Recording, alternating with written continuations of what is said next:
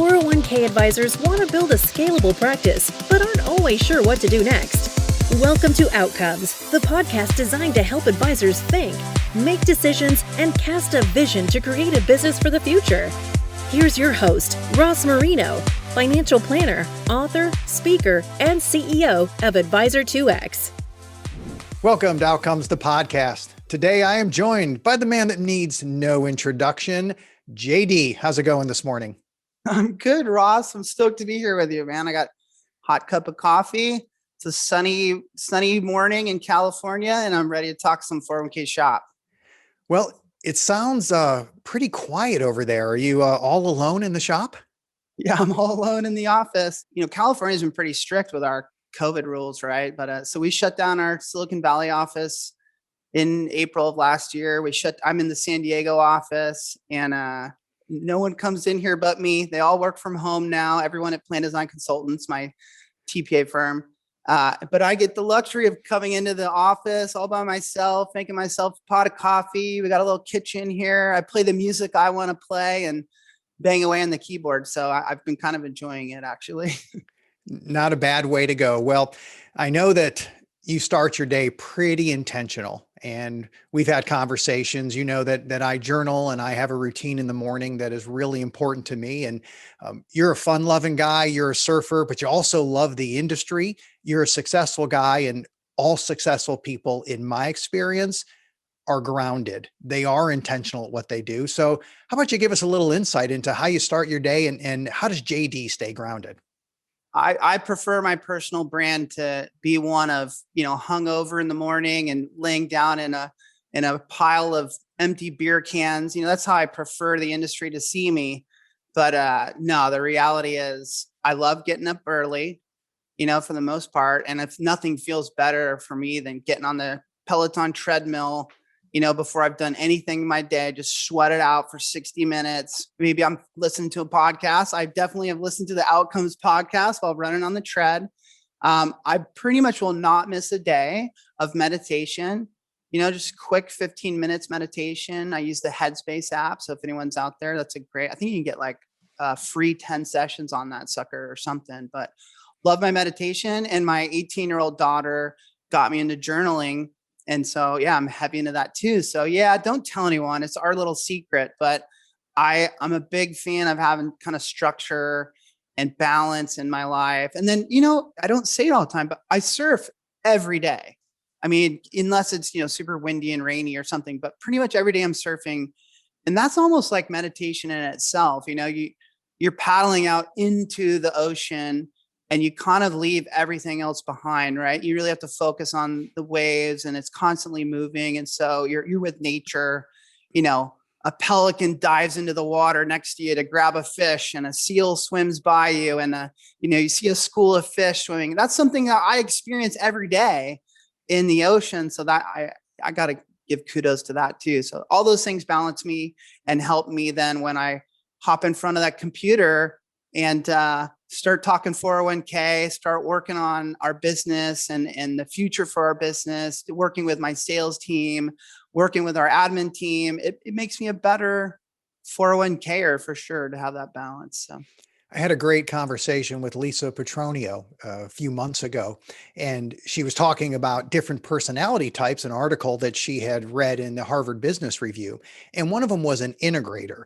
And in the article, what they meant was someone who can go out and surf, but they may have a thought about business. And for the integrator, it's okay. They'll stop, maybe make a mental note, or if they have their phone with them, I don't know why you would surf with your phone, but right, you're not going to do that, but you can actually stop, take notes, and then carry on with your day. And that's okay. Whereas other people, they have to have hard dividers between work and play. Now, surfing is a pretty consuming activity. I think it would be awesome. Are you an integrator? Do you have thoughts? Do you get inspiration out there for business, or is that just Zen time for you? This is going to sound sick and disgusting. I am absolutely an integrator in the sense that I'm going to be honest. I'm going to be honest with everyone. Like, I'm always thinking 401k. I'm always thinking about business. Like, one of the reasons why is because I I love it. Like I'm really into it. So I would say that it doesn't matter what I'm doing. I'm always relating it to my business or my career in some way. I mean, I could be at a rock concert and I'm making analogies to, what they're doing on stage to what I could do in my business.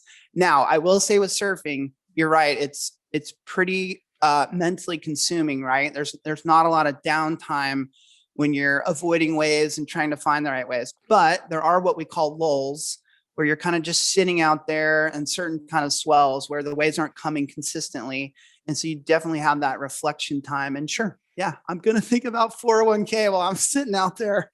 Yeah, I'm sorry to everyone out there. I shouldn't have said it. It's true, though. I'm always thinking about business. God darn it. I got to change. Well, I'm going to challenge you and say, you know what, JD, I don't think you have to change. And here's why. The book Innovator's DNA, fantastic book. You always got these books, all these quotes from the books, the Ross Mourinho book quotes. All right, go ahead. I have a folder in OneNote and it just says book reviews. And I dictate my notes into my phone in the morning when I'm reading or listening to books. Yeah, because there's no way you're going to remember it. And the Innovator's DNA, it talked about the best entrepreneurs, the most successful ones out there. And what they were able to do is to create associations or connections and see how two unrelated things could actually work together. And they get experiences outside of their business. So you're always thinking 401k, but it's not necessarily because the thought was 401k. It's because something else may have prompted you and you're connecting the dots, but that's how you become successful. So that's a good thing. And what I always want to watch out for, and you and I had talked about this, is, not everything is going to be a positive experience where it's going to make you a better person or help your business. Sometimes there's just random thoughts and random activities and they're neutral. Sure. And neutral's okay. We got to be okay with neutral. That was part of my time this morning is, neutral's okay. Sometimes we're just chilling out, but it can be exhausting to always be making those associations and those connections, even when we're relaxing. But most successful people out there, man, they love what they do. The idea of retirement, is that the scariest thing ever? I can't imagine what I would do on Monday morning if I was retired. I'm sure my wife would just point towards the door. Just go. You better go do something, because I would drive her crazy, but I don't know. I get asked that question, that retirement question a lot, and I might be wrong. I mean, we won't know. I turn 50 next month. I think I could retire. So that's at least how I answer that question. Like, and especially the surfer in me, there's something about chasing waves and tides and different swells that definitely can be consuming. So I still answer that question where I think I could turn the lights off and go retire. We'll see. But I liked what you said about connecting the two things, because the more you talk about it, I do feel like that. Let's say if I'm making the analogy from a rock concert to my business, I'm soaking in that rock concert. Right. I'm taking in all the details. So it's like I'm very present and I'm there. It's just in the back of my brain, I'm making these connections to my 401k business. Like, could we do something like this or something like that? So anyways, I like that you said that. You make me feel less bad about the fact that I'm always thinking about work, because I have a self-realization that no, I'm there, I'm present. I'm really soaking in the non-work thing.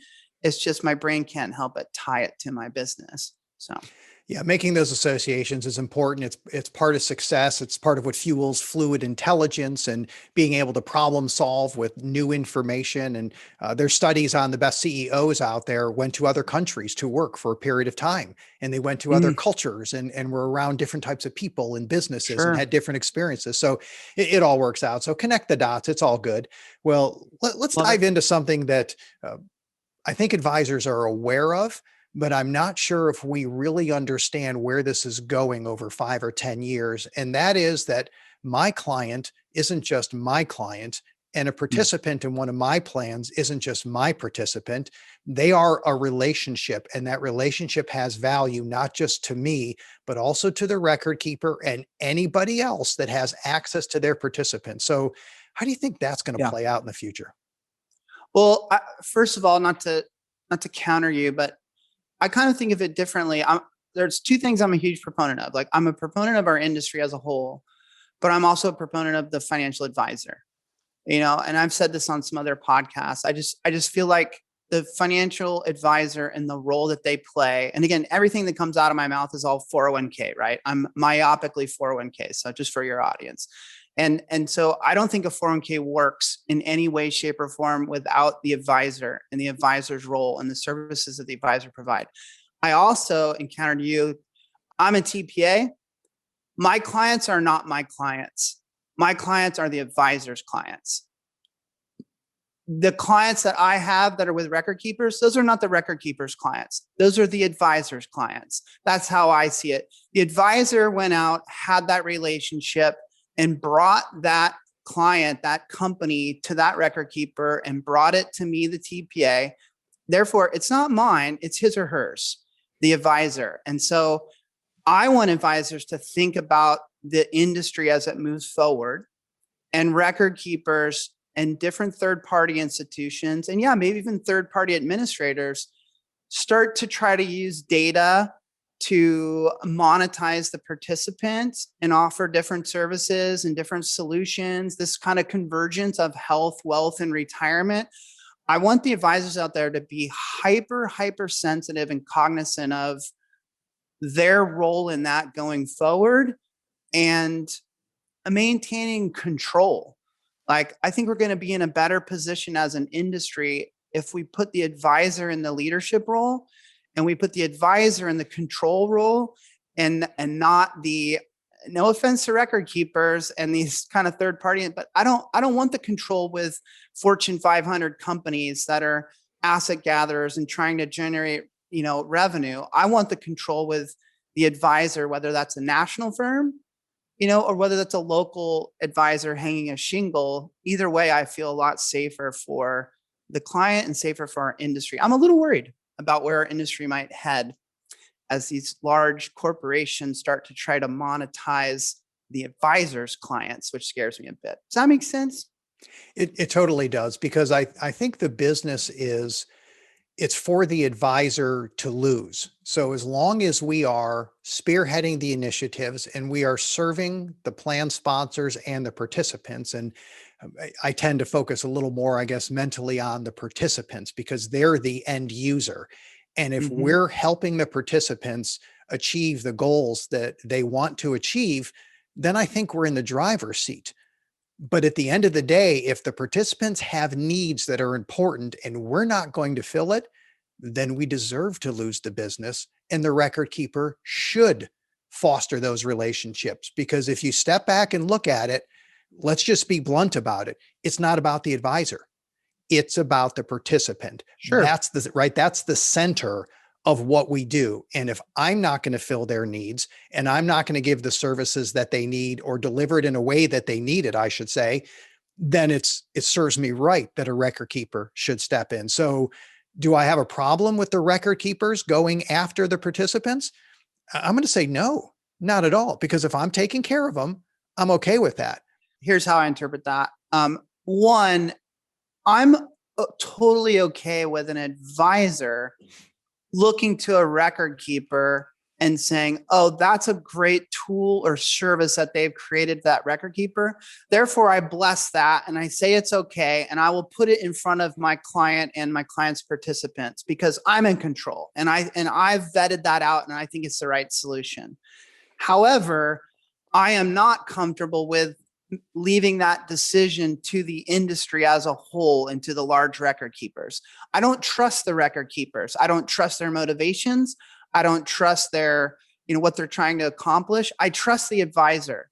I trust the advisor community to do what's right for the participant. And so I want that choice in the advisor's hands, not in the record keeper's hands or some third party institution. And that's where we're heading. We're heading towards this world where we're kind of letting go of our hold of the client and letting these other institutions kind of take control of things. And so again, that's fine. I don't think advisors have to create technology within their own office to do this stuff. I want them to leverage technology. I just want to make sure that they're in charge. That's all. And that they're the one guiding the clients to make the right decisions on what technology should be put in place and what services should be offered to those participants. Because we're going there fast, Ross. Like it's happening really, really quick. We're going to turn around in a blink of an eye. Our industry is going to look completely different than it looks today. And it's all going to center around data, and it's all going to center around the monetization of the participant, and that's a horrible way to say it. I'm also excited about it. It's going to center around new, exciting solutions that move the needle and make a difference for those participants that you're talking about. We're going to see really cool new things 3, 4, 5 years from now that don't exist today. And I'm super excited about that. I just want to make sure that the power and the control, I've said it over and over, remain with the advisor and they don't lose sight of that. Otherwise, it's going to be a scary world for us in the future, in my mind. But so the advisors 5 years from now that look at their practice and say, man, I haven't kept up. I'm behind and I think I'm in trouble. What do you think is going to lead an advisor to that point? What should we be doing now to make sure I'm not that guy 5 years from now? Well, here's the classic answer too. I want to be clear first out of the gates. Can a niche 401k advisor survive when this new world starts? I believe they can. You're always going to have the exception, right? Let me say it that way. There are going to be a few. There's going to be some that are just so darn good at what they do and are so good at communicating their value that they're going to exist in this new modern world and be fine. But those others that you talked about that I think are going to wake up and go like, holy cow, I'm losing business, month after month. They're going to lose it to these firms that are offering their clients more, right? I can't believe I'm saying it, but I do believe in the wealth, health, retirement convergence and the utilization of data. And so they're going to lose a client. They're going to lose a $10 million 401k plan. They're going to go to that 401k plan and say, why did you guys leave me? Like, our relationship's been so good for 7 years. And the answer is going to be, this other firm came in and they're doing like all these other things for our participants that really need it. They really need this help in their personal life with emergency savings and budgeting and financial planning and just saving in general, all these things outside of the 401k. And this firm looked at our health benefits and compared them to our retirement benefits and where the dollars are being spent. And we're so sorry, Joe or Sally, but we just felt like we're getting more bang for our buck with this new firm. And all you do is just 401k and you review the funds, you review the fees, you put on a wonderful fiduciary review meeting, but that's it. And that's all you've done for 7 years. So we had to move on to something bigger, better, more evolved. That's my concern. And I think that's absolutely going to happen. So the advisor today needs to be aware of that and start building out their practice, finding technology that they can snap on to their own solutions, and then maybe also partnering with other firms. I'm not saying that every advisor can be an expert in all things. I don't think it's that complicated to kind of figure out they're all related to financial intelligence, but that's fine. Partner with other firms, other advisors that have those skill sets, and protect yourself for the future, or you're going to be that person asking that $10 million client why they left you. And you don't want to be that person. You don't want to be that person. And I think a mindset that some advisors might take to help them transition is the 401k is really about tomorrow. It's down the road. It's once I stop working. That's the primary function of it. It's saving for the future. In general, people spend more time worrying about today than worrying about 20 years from now. Right. And there are financial services that are required today because of what they're worried about. If I'm not going to deliver them as a plan advisor and the marketplace has those solutions, my plan is at risk, and it should be. But I think the challenge with advisors is, do I not need to be a 401k specialist? And I would say that's not the point at all. You have to be a 401k specialist. You should be, but it's just not going to be enough. That can be the foundation or the core, but now you have to figure out how to add these other services, because once those other services are easily accessible to plan sponsors and participants, like you said, if you're not going to deliver them, you're going to lose that plan. And for many people, they love the 401k world, right? They're all about 401ks and they love it. And they're waking up into a world where it's not going to be enough. And I don't know what it'll take for some of them to expand beyond that. But yeah, it's partnerships, it's joining groups, but the delivery of financial services through the workplace, compliments of the cell phone, is coming a million miles a minute. And either I'm going to coordinate that as a plan advisor, or I think somebody else will. And in many cases, it can be the record keeper because they can do it as well. I'm the biased 401k guy, right? So I feel like, and I think there's a lot of other thought leaders that feel this way, that the 401k is it's your Trojan horse, right? The 401k is where you should start. 401k is the logical service to offer first and then spider out into those other things. So it makes sense to me that you would make sure that 401k is part of that suite of services. Can we talk? It's dicey to talk about this, but I'm going to be a bit capitalistic here or whatever, in terms of making money, which I don't think is a bad thing. If I'm a 401k only advisor and I'm dealing with fee compression and it's tough for me to make enough money off just my 401k clients, why does it not make sense for me to offer other services to those same clients that I can then generate revenue from? And I want to be like prudent revenue, fair revenue, for the services that I provide. But that's how business works. Like when you go to McDonald's, they sell you a Coke and fries with your hamburger. I don't go to McDonald's, so I shouldn't be repping those places. Or I've used this analogy a lot in the past. And so I apologize if someone out there has heard this before, but I think it's a good one, is the gas station, right? So when you go to a gas station, you go there primarily to fuel your car, right? To put gas in your car. But then the smart gas station owners, they have a mini mart, right? Or you can go in and get a water or a power bar or whatever. And then the super smart ones, you have a car wash on the side. You can run your car through the car wash. Actually, when you pump your gas these days, it asks you, like, do you want to wash your car? Yes or no? You're like, no, dang it, I don't want to wash my damn car. And then the really smart ones, apparently they make all their money with the repair shop, the mechanic, to go in and get an oil change or whatever. So that's business 101. That's entrepreneurship 101. How can you give your clients more services so you can generate more money as a company and make it convenient for your clients? To me, that's exactly what we're going to do in 401k and financial services for these companies and their participants. And so an advisor should be excited about that. There's an opportunity for your company to make way more money, fairly. I always struggle when I say that, fairly, prudently. No one wants to rip off the clients, but if you can make more money from your clients, why wouldn't you build your business model that way? Like that's the smartest way to build a business model, is it not?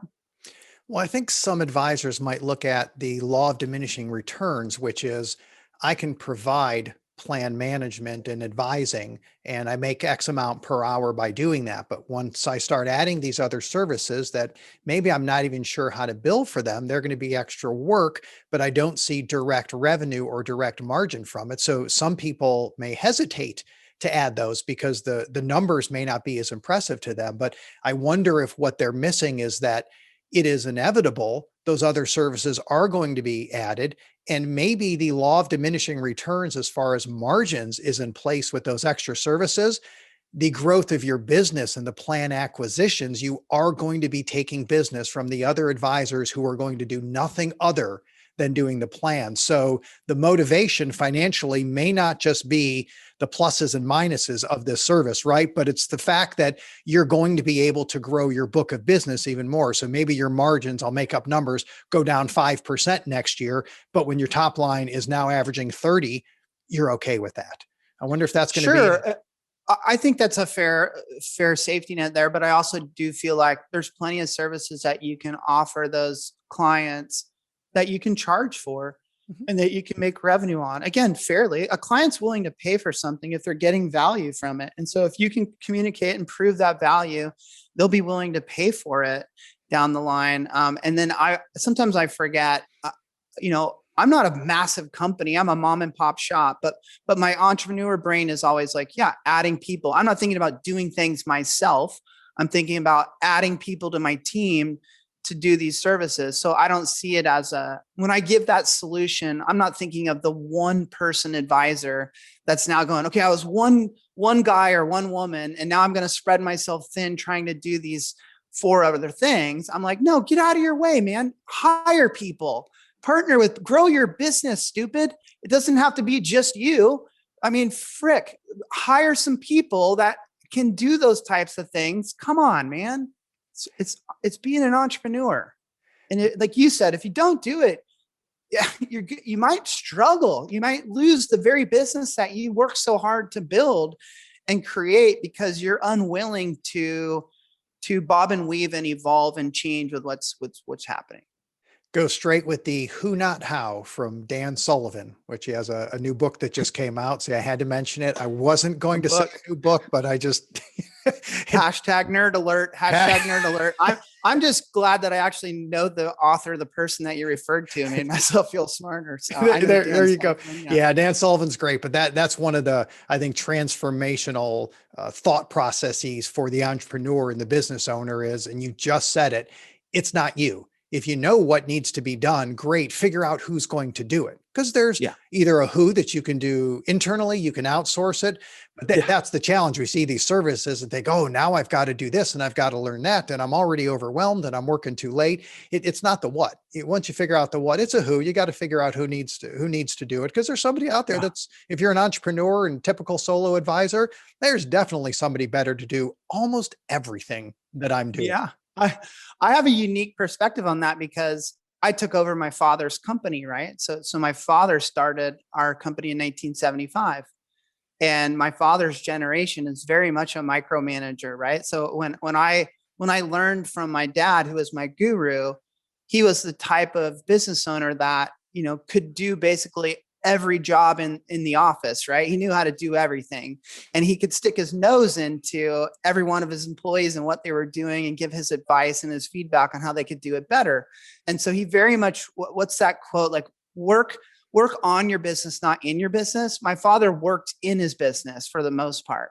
And so I came around second generation, and I like to say, and I think this is really truthful, is it's the laziness in me. It's the surfer in me that as I began to control the company, what I did one step at a time was everything that my father had taught me to do that I didn't like to do, I outsourced it to someone else, an employee, right? Like a simple example, like I don't like talking to clients that are pissed off and complaining about things. That's not a fun task for me.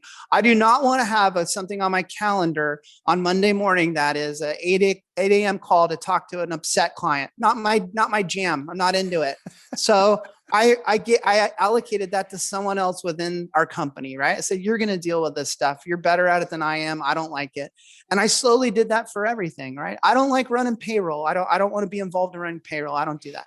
I don't like doing all kinds of, I didn't like selling, to be honest with you. And so now I got a sales team of people that sell. So I just kept removing myself from as many things as I could. So I didn't have to wake up on Monday and have things that I had to do. And then I could just work on the things that I wanted to do. And so it sounds lazy and it sounds like a cop out, but it actually kind of works, man. Now I've built this business that works well and it works without me. And anyways, I hope that makes sense. I love it. And my new favorite phrase is now going to be not my jam. Yeah, no, not into it. I want to do the things I want to do. And then I'm happier. And then maybe that fuels what we talked about earlier. Maybe that's why I'm always thinking about business, is because all the things I do in business, when I come into this office, I shouldn't overdo it. Are there some things that are tough? Yeah. I watch our balance sheet, I budget for our company. If we have to let someone go, I hate doing that, but I still do it. I feel like I owe them that respect of them talking to me. So there are things I do, but 95% of the stuff is stuff that I just love. And that's probably why I walk around all day thinking about 401k, is because, I love my 9 to 5, because I created it that way. I made it that way. Damn it, Ross. When's the Ross Mourinho book coming out? Actually, it'll be out on April 27th on Amazon. Really? For real. Are you serious? I had no idea. Totally. I want people listening to know I had no idea. I was just trying to crack a joke. Right on. Yeah, it's called Shaping Change, How to Respond When Life Disrupts Your Retirement Plans. Okay, cool, and man. It's all around how life just sends you on detours, and whatever you think's going to happen in the future, as we've all learned, odds are ain't happening, but it's okay. Look at this. Look at this. I set you up for a book plug. How about that? Book plug. That's cool. How long did it take you to do that? 18 months. Okay. So I had to pull in a co-author, a lot of psychology. It's on transition management. So had to pull in some really smart people who have expertise that is way, way beyond my knowledge. I'm excited for you. Yeah, it's good stuff. So I'm looking forward to it. I've been working on it for a long time. It's a passion project for sure. But very cool. Yeah, I think it's neat to understand that, to go back to from the entrepreneur standpoint. I could monologue, but I'll just say it quickly, which is, yes, we have to do our highest and best use. And as an entrepreneur, it's a short list. One of my jokes is I have a tool belt just like everybody else, but there's just not a lot of tools in there. And people will make jokes about, what exactly do you do there, Ross? And we'll just kind of laugh. I'm like, well, I do some of this and some of that, but there really isn't any day-to-day function that I'm responsible for, in part because, and I don't mean this as a joke, I don't have a broad skill set in a lot of the things that it takes to run a business. So I don't mean that jokingly. Your typical entrepreneur isn't. You're not cut out for day-to-day. The day-to-day stuff is hard work. And man, that's not my jam. See? Yeah. It's coming out, JD. It is. Wearing off on you. Be careful. You don't want too much me to wear off on you. No, I said it in a funny way, but I was being really serious because it was my fear and my laziness that really motivated me to put other people in charge of things. But then when I look back on it, I'm like, oh, that was pretty smart, because I do, of course, believe that you run a much better company when it's not necessarily about people being better at something than you. Although, because I think I'm pretty damn good at a lot of things. But that's just the cocky narcissist in me. But it's about putting people in a position and then empowering them to do only that. And so you end up with a bunch of generals, right? A bunch of people that are in charge of their area, and that they obsess on their area. And then if you've got a whole bunch of those in your company and they're all empowered to kind of move forward, evolve, and make their area better and better and better, you succeed as a company, as opposed to, like my dad, running around trying to control all those different areas. And so I'm just a huge fan of empowering people. And this is a God honest truth. I mean, when people come to work for me and like they're going to be in charge of conversions and installations, as an example, I sit down with them and I'm like, this is your baby, man. Like, you are the boss of this division. Like, you're in charge of yourself.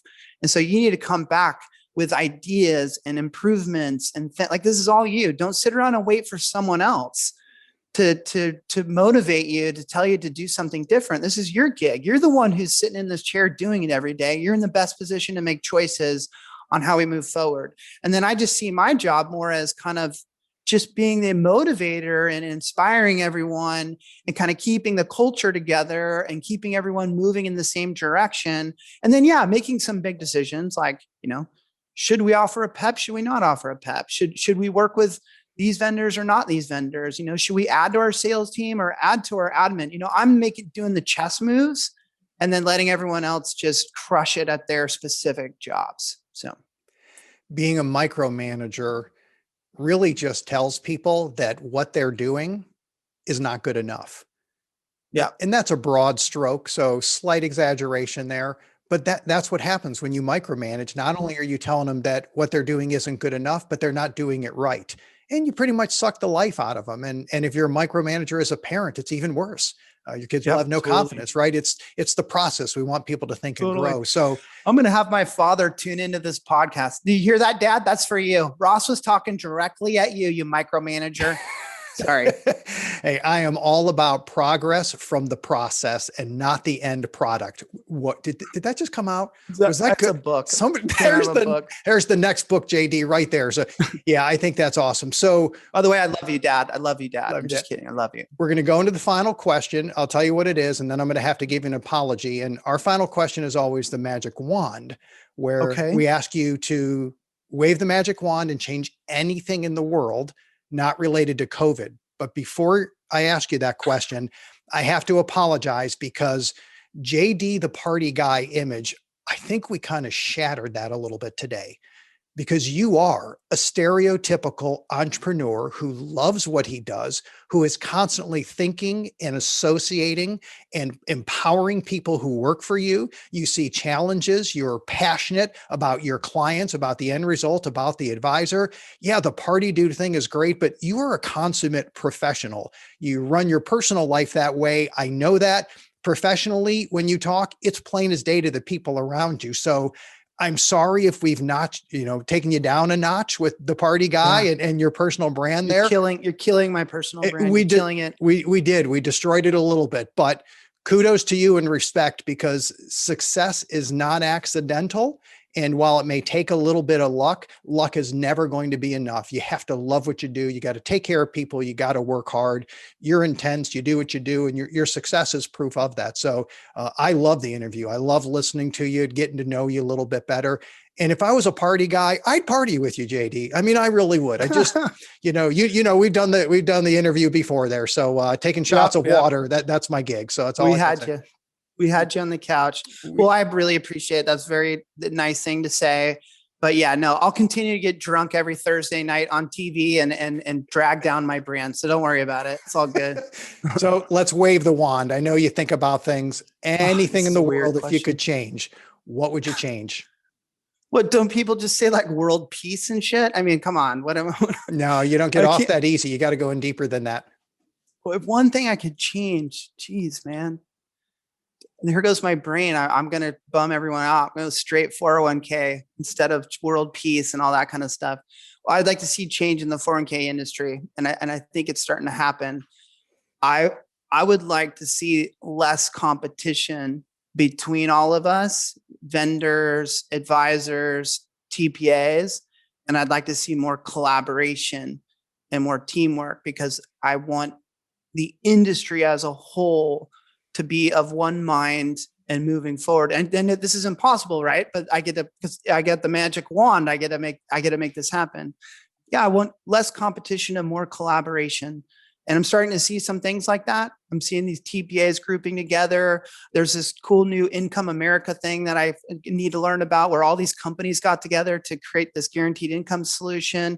I just want to see more of these like partnerships amongst competitors. So boring answer. Sorry, world peace. That's going to be my one for the. Well, I'm going to call you out and say that's not boring. That's actually fantastic. It is happening. The people that want to collaborate, who love what they do, and they know iron sharpens iron, and 1 + 1 = 3 or more. If we get together, we do come up with better solutions. And your podcast, your show does that. You talk about it. I'm doing it. We do it at conferences. So we're out there. We just got to keep doing it, because it really is beneficial to everybody, but we need to see a lot more of it. So awesome answer. JD, thank you so much for being on the show. This was great.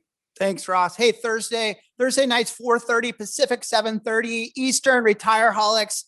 It's on Zoom, man. Check it out. Thanks, Ross. Thank you for listening to Outcomes. Subscribe now to be notified when new episodes become available.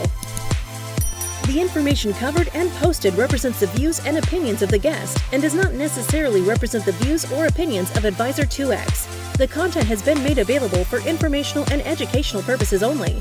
The content is not intended to be a substitute for professional investing advice.